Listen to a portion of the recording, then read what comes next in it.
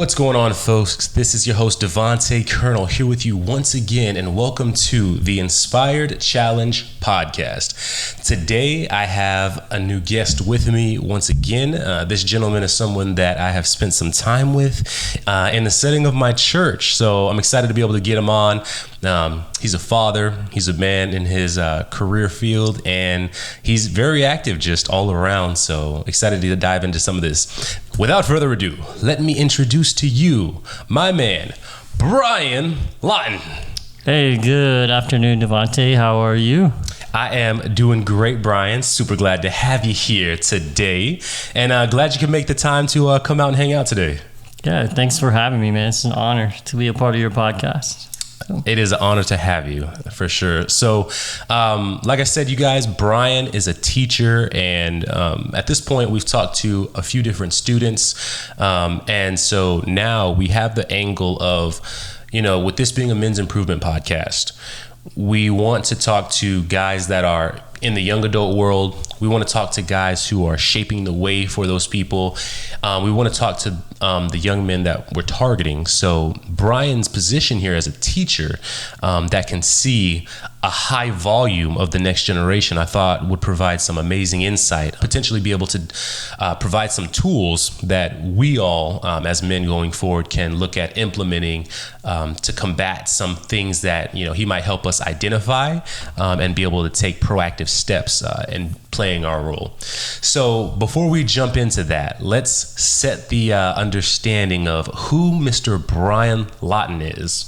Okay, so a little bit of background on me. I'm from the Apopka, Orlando area, but I was actually born in Utah. My father was in the Air Force, so as a family, we traveled around a lot of that before I was actually born, but we settled into Apopka, Florida.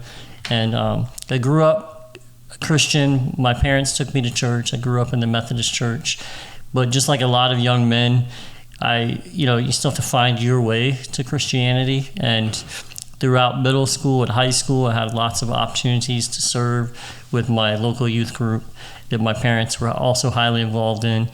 But I also, I had friend groups in high school that sometimes steered me in a way that wasn't so godly. And as I went into college, there were times when, I had a lot of confusion, I had a lot of questions, and ultimately God put people in my life at various moments to direct me right back to Him. And I can say, to this day that, without those people, at those moments in my life, I wouldn't be the person that I am today. I wouldn't be the husband and the father that I am today without a lot of help from many, many people that poured into me.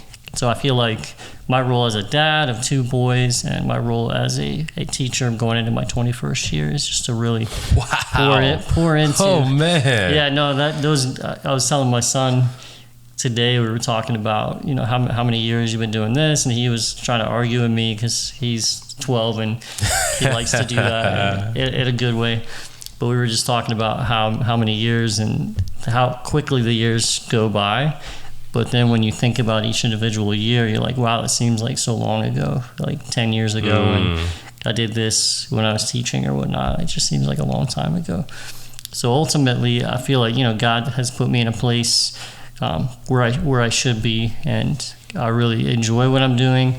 Now, day to day, has tons of challenges. I would say more so now than probably 5-10 years ago. There's different challenges, but there's a lot to be gained from what I do, and I really love it, and I feel like God has a purpose for what I'm doing in the classroom, and not just the subject that I teach, but just the interactions that I'm able to have with students on a daily basis in the classroom, and then other activities that we do outside of school, and just being able to meet with students. And I actually taught my own son this year in the classroom, first time I've ever had my own kid.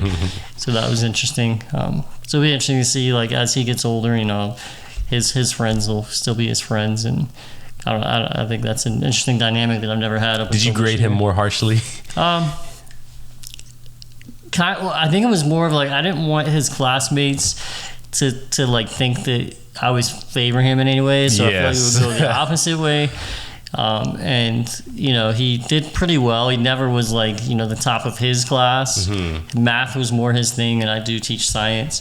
Mm-hmm. He always did really well, and he takes pride in the work that he does. Good. But it was definitely different having him in class, especially if there was a day then I had to be tough on that class, But he was helpful in that he would sometimes, I would ask him at the end of the day, I said, do you think I was all right, the way I had to handle that situation? He's like, oh yeah, that student or whatever deserved to have. He's like, yeah, get him, Dad. If you didn't, I would. I had to talk to, I had to call a parent or something about something that happened, or had to have a conversation with a student about a challenge that was going on. And sometimes I would get his perspective on it. Mm-hmm. But I would have to call him out on things too. So, but then it was different. But hopefully I'm not getting off track here. No, you're totally good. You're totally good. So that's in a nutshell. I did spend some time in Houston. I took kind of a different path to teaching. I went in college. I was thinking that I was going to be a researcher in biology, or that I was possibly going to go to medical school. But I feel like, every time I tried for something in that area, like I go volunteer here or do this or that, it was just like I was hitting wall after wall after wall. And it was hard on me because I'd done pretty well in high school, and I'd always gotten really good grades and tests. I did pretty well in tests, but I feel like I was just hitting wall. And then I was able to tutor some students, and then I became a teaching assistant. And then it was like the walls went down, and I was like, this, all of a sudden things became more clear. And I even when my professor was like, here, you're going to teach this class because I got to go out of town. I'm like, I'm going to do what? So I taught like a freshman biology class. It was like, 25 kids. It wasn't like a lecture hall, but I was able to teach that class, and it was like rejuvenating. I don't know. It was a weird, like I enjoyed it. And then some students were asking me questions and was helping them. And so I ended up joining a program called Teach for America. And that program, basically, they pay back part of your college loans, or they pay towards graduate school, and you're able to go teach in whatever locations, kind of like a mission, but for education. Oh, that's so cool. It's like they send you have your preferences, but they send you. So Houston was where I ended up, and I taught in a predominantly urban school for 2 years was my commitment. I stayed there for 5. Built some really good relationships with colleagues, and it's a tough area, but made some great relationships in the community. Ended up when one of my best friends, one of the people I was saying that God puts people in your life that really got me back into church. His name, same as mine, Brian. And we went to church together, and that's actually where I met my wife, Cindy. So I met her in Houston. We were going to the same Sunday school class, after college, in between Sunday school class, was a bunch of us. How old were you at this point? I was 23 at that point. 23, okay. I just finished college, just moved to Houston. I was there in my, halfway through my first year of teaching, which I was pretty miserable teaching-wise. Any teacher will tell you, no matter where you're at, that first year, because you're having to learn everything. The learning curve is about as steep as it can be. Oh, man. And if you're getting certified at the same time that you're teaching, you're taking classes at night, because I did the alternative route to teaching. My degree was not in education. My degree was in biology. Or a science degree versus an education degree. So I was taking classes at night, and but I don't know, just reconnecting with this group at church, and then meeting Cindy in the process was life changing in more ways than one. I got baptized that year. I grew up in the Methodist church, where many know that you don't get baptized by immersion. It's more of like a dedication when you're a baby and you get sprinkled. And after starting to go to that church for a while, and then having conversations and reading Romans and doing all the things that I was like, man. And then so I got baptized January of 2003 that year. And it's funny because Cindy and I weren't even dating yet, but she was in the audience when I got baptized. So she remembers that. And she was like, I kind of know him. There were two Brians, my really good friend Brian, and I was wearing glasses at the time, and there was me, Brian, the one with the glasses. So she knew me as Brian, the one with the glasses. Brian with the glasses. It's like, yeah, Brian, the one with the glasses, got baptized. And we started dating about 2 months after that. I asked her out, and then things, moved progressively from there. We dated.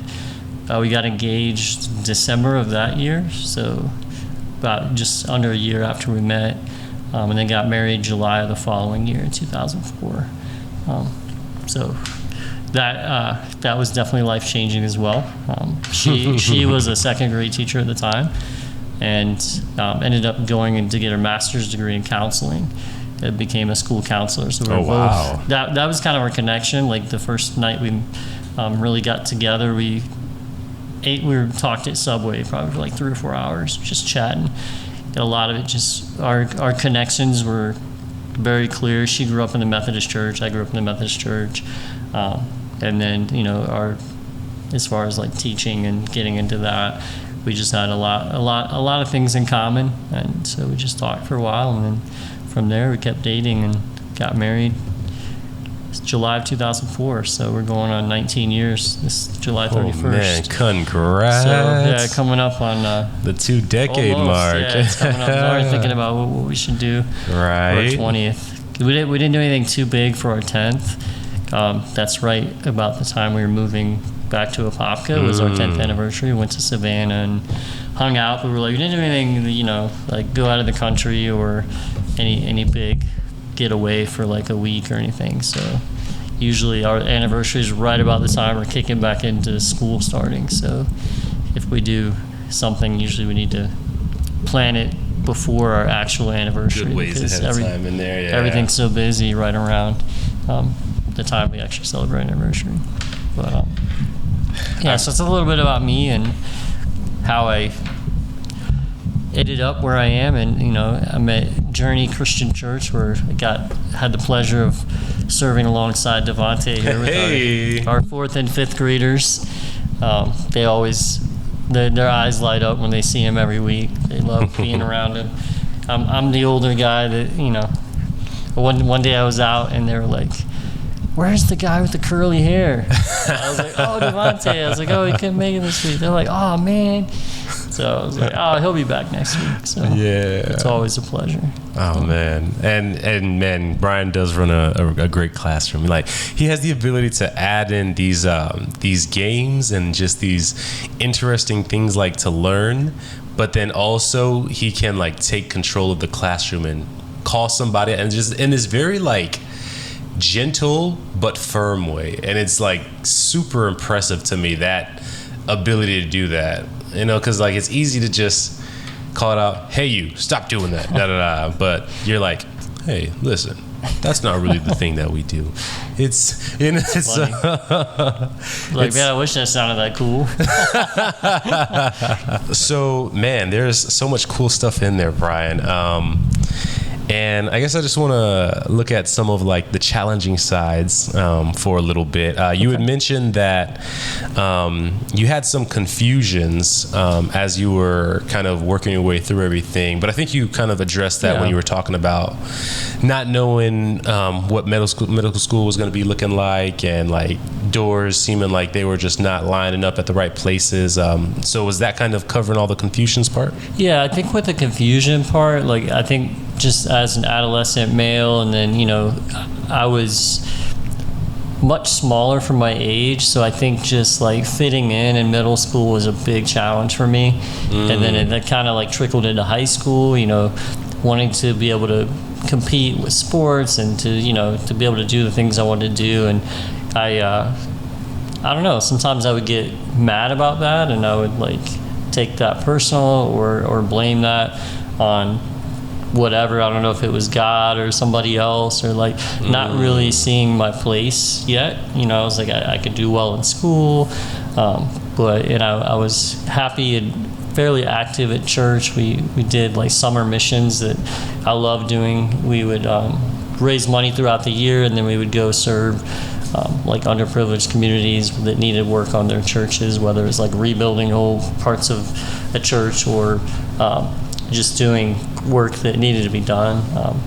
I love, like nowadays, I love anything working with my hands, whether it's like working in the yard, planting stuff. I think a lot of that came from like serving at a younger age with other people. And just a lot of people that I work with are usually like, wow, you're like the first to want to help or to do this. And I think, just my parents' example of that kind of instilled that in me. But even through all that, it's like I went off to college and I was still, I think a little bit spiritually insecure. I accepted Christ at a pretty young age, and I felt like I went through the motions, but I didn't take the time to have a daily quiet time, to spend time in the Word, to connect with people, to be in community with other people. And I think it didn't even really happen much for me until I got to that point when I moved to Houston, and I met my friend Brian, and he was a young Christian. He had came to Christ through Campus Crusade. He was at University of Wisconsin, and he was just like on fire, and like we connected right away because we were both sports fans, and we had certain players we liked, and then I would just see him like reading his Bible every day, and he had this like little Bible. I was like, man, I need a little Bible. And sure enough, it wasn't my birthday or whatever, Christmas or my next birthday, he bought me a little Bible. And I almost brought it with me today because it could fit in my back pocket. I brought it to church several times too. It's this little black. I've left it at church too many times. I have to go to like the desk because I'll leave it in like the pew. Oh man, it's not a pew. What am I saying? I'll leave it in the seat things in the back, the openings. Yeah. I called it a pew. That was like old.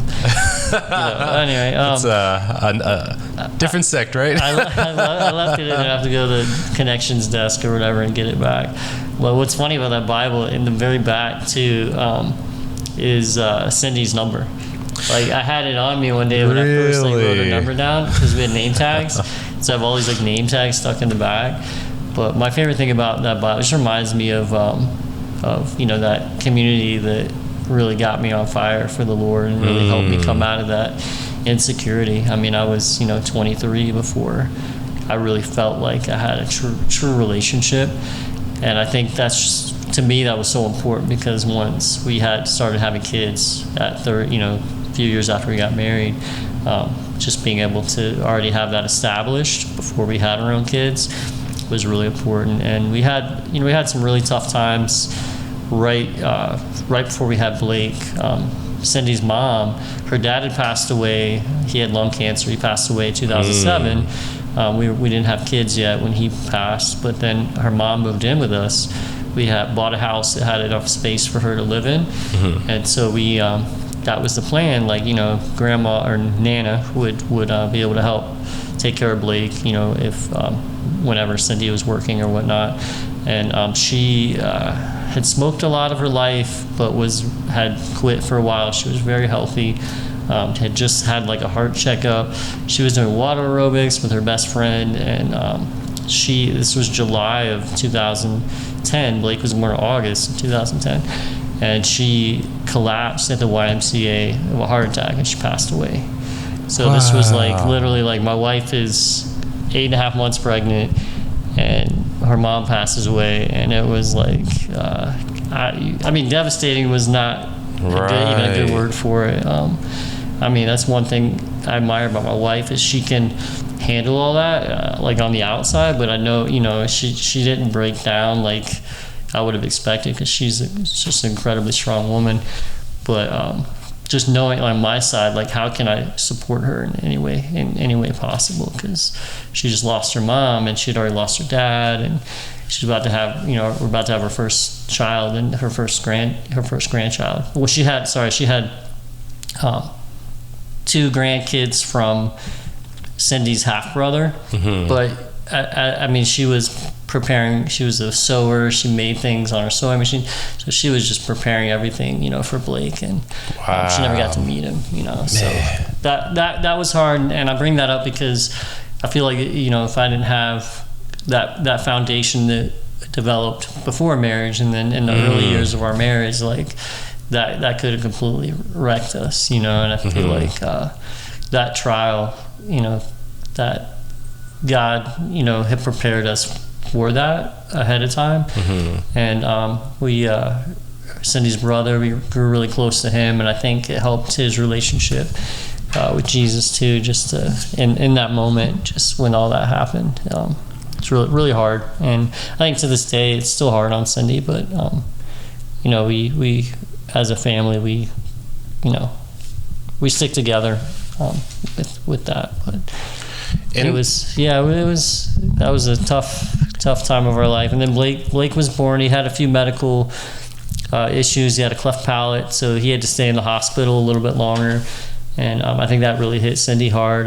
I don't see her cry a lot, I'm actually more of the crier in the family. And that was a moment I hadn't seen her that upset, because I think everything kind of hit her at once. And but I mean, we prayed a lot, and we relied on our family. My mom and dad are prayer warriors. I mean, they as the song says, they fight on their knees, man. It's amazing. My parents have been able to support us through all that, and ultimately that's what brought us to Florida, is just being close to my mom and dad. And I have siblings that live in Florida as well, that we're close to. So, do you think so you guys being prayer warriors, that is that's how you guys got through when the passing happened, is by engaging in that. Did you guys have community at the time that y'all? We did, yeah. We had. So what's great is that between our class that we were part of, or the church we were going to at the time, we had a really strong small group. And then also my mother-in-law who passed, her small group, she had a small group. And they we talk about wrap their arms around you. We had meals for probably I feel like a month or two. You know what I mean? Wow. And just Cindy's mom. It's funny because Cindy would admit that she's not incredibly outgoing. I mean, she's personable, and she has a lot of really close friends. But her mom was didn't know a stranger. The kind that grocery store mom that would try to talk to a baby, and you're like, Mom, you can't do that anymore, kind of mom. That was Shirley. That was my mother-in-law, and she. So between all the people she knew, her small group, our close group of friends. My family, it was definitely a village, and Blake was right about to be born. We have a funeral in July, and then we have a birth three weeks later. So yeah, I mean, it took a lot. I can't even imagine what that would have looked like without that group of people praying for us, providing food. I am curious. I know sometimes some people, they have, when these things happen, their desire is to kind of withdraw and to go into their shell, or be in their very specific circle of people. Right. But it sounds like for you guys, it was almost the opposite, in that, I mean, they were coming to you guys and probably making these offers, right? But you guys were still saying yes to let's have meals together. Yeah. Oh, thank you so much. And so, do you think that the ability to be around people in that time of pain and hurt is something that comes with your upbringing, or is that something that is native to you? Why do you think you guys' response is able to be, let's be around these people, and not, I need to shut myself inside the house for a week and only come out for work? Yeah, I think a lot of it is upbringing. One thing my mom always taught me is that, let people bless you. That is what God is putting on their heart, let them do it. And even nowadays, when my mom or dad want to babysit, I'm whatever I say I don't have to, her response is always I get to. That sticks with me. That will stick with me forever. So I think about that. I mean, I think it's people want to bless you. That's what they want to do in that moment. And I feel if you withdraw, then you're taking away what God has put on their heart to do for you. And I feel if it were reversed, like when you give, when you serve, like it's, there's always saying anyone that hasn't served, like try it, because you'll be surprised at just how much it fills you up. God does that purposely. And I'll never, there was a message a few months ago about the whole bucket thing. It's like, hey, empty your bucket. Like if you feel like your bucket's not being filled, it's because you haven't emptied it on somebody. So if there's an opportunity for someone to empty their bucket, don't take that away from them. And especially in that moment where you're in need, like you need emotional need, or physically. When Blake was born, my wife was she had to be in the hospital a little, like it was an emergency C-section, so she had some surgery stuff that had to happen as a result of that. And so I think just going back to your original question, let people bless you if that's something that God puts on their heart. Like I think that's what really you should let them do. And I think a lot of that does come from my mom and like her philosophy on that. And my wife's mom was very much like that. She was such a giver too. So I think we both had role models in our life that did that, and so we knew that in this moment, like we needed to be able to receive this blessing. That people want to help us out, so we need to allow them to. So. Awesome. Yeah. Sorry, I cut you off, but I just wanted to ask about that because that's just I see so many people, they they just go into their dark place, and then that's where they exist for a while, and they miss out on life for a certain time. So thank you for sharing that. Oh, absolutely. Thank you for asking. For sure. And then another thing was, you said that at a certain point in your life, you had some friends that were, you were, and this might have been in your adolescence more, did that go along with the confusion, or that were kind of into some things? I think just wanting to fit in, and I think just being from the teacher side of it, I see that, and I know being in that place that I see students, I was in that place, right? I wanted to, be cool with my friends, and maybe made some very questionable decisions growing up because of that. And once I realized that, like, that's not me. I mean, that's not even close to me, and that that's not what God wants for me. Then once I came to that realization, then I feel like the clarity was there, like what I was supposed to do. And I feel like, with any young person nowadays, I worry, because that was my issue before social media or anything existed. It was just like what I saw in front of my eyes, not on a screen.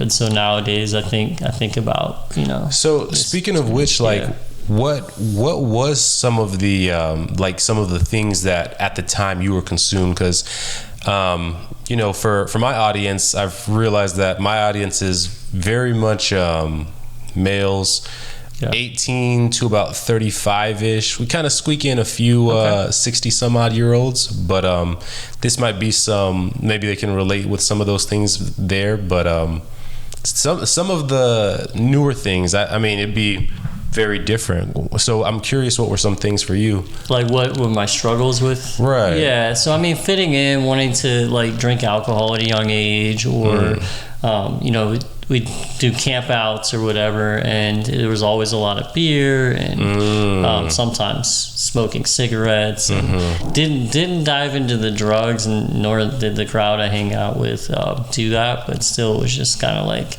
a lot of things that I hid from my church friends or my family. And sometimes it went together. I'd have some church friends that I also went to school with or whatnot, that it just felt very like double life-ish, I guess I could say. Like I could put on the smile on a Sunday, but not do other things, talk a certain way throughout the week, and just the way the language that I use could be very inappropriate. And I feel like just kind of fake. I felt very fake for a long time, because I still wanted. I liked what I got out of church and what I got out of like my summer mission trips and stuff, but I didn't have a willingness to like completely change my life where I could also be an example at school. I felt like, you know, if someone at school knew that I was a Christian at church and then they saw how I acted, I feel like I would have led them the wrong, you know what I mean? Like very, very double-faced, I guess I could say. And so it just led to, I don't know, I was pretty insecure, and I was fairly shy as well. So I think when I did decide, or when God put it on me to become a teacher, it was like, what, I'm going to speak in front of students like every day, and I don't know, it was just like, it blew my mind. I was like, I wouldn't have thought that would ever be me. So, but God's good. I mean, he does what he does for a reason. It's up to us to be obedient in that. So absolutely. No, yeah, I empathize with that so much. I used to, in school, I rapped and I sold candy, and so my thing was always, how do I talk to as many people as possible? How do I relate to them? And so similarly, it was taking on the language, doing what they indulged in, and so, you know, definitely empathize with the portion of that there. But my thing was, I was always so focused on how do I extract as much money from this person?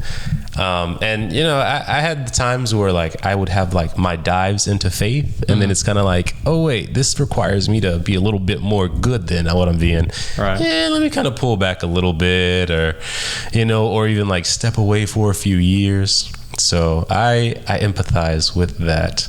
But you were doing mission trips, which is really cool. I've never done a mission trip. Yeah, it was, I mean, more local. It was just something that our youth pastor had on his heart from the time he was at the church where I grew up.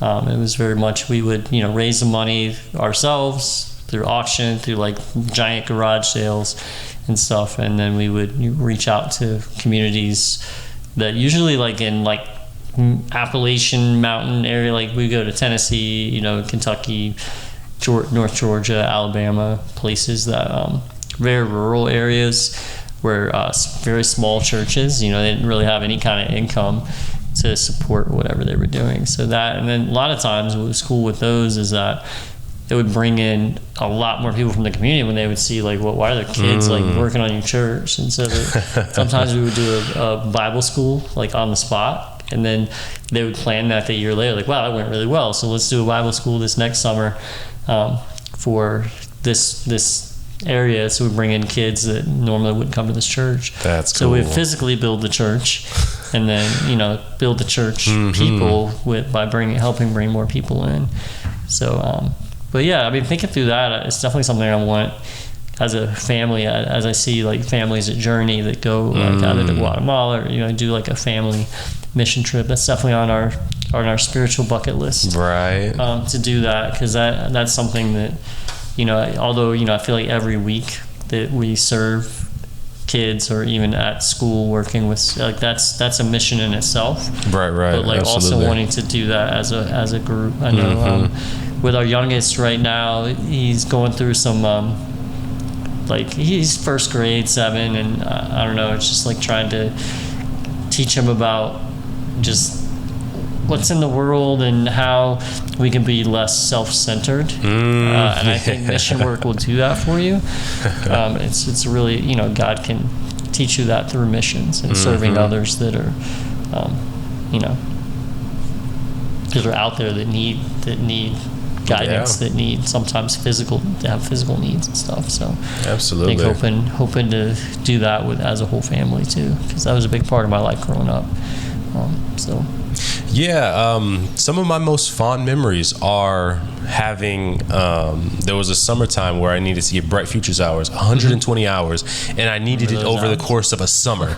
Yeah. And so I was pulling 8-hour volunteer shifts, volunteering at the library on some days, and then 8 hours at my main volunteer place, waking up at 7:30 and then being there by 8:30, and then volunteering from 9 o'clock until like 4:30, 5 o'clock ish. Sometimes they let us squeeze an extra 30 minutes in there. Yeah. But like the community of guys that we built there was, I mean, we're talking like 8 or 9 guys going to McDonald's, getting burgers and fries, some McNuggets, and washing cars, passing food cans to each other. Just like that sense of community in it, and then also just that fact of knowing like, man, we're packing all this food. We were boxes and crates of perishables. Sometimes we'd have the meats for like events happening around. Right. We would help out with that, and so just that feeling was like, man, I'm into this. I like this a lot. So, and I do think that that's something that a lot of parents may wonder, like, man, my kid is a little, like, I need to. It's like an entitled thing. Like, I see what you mean. Yeah.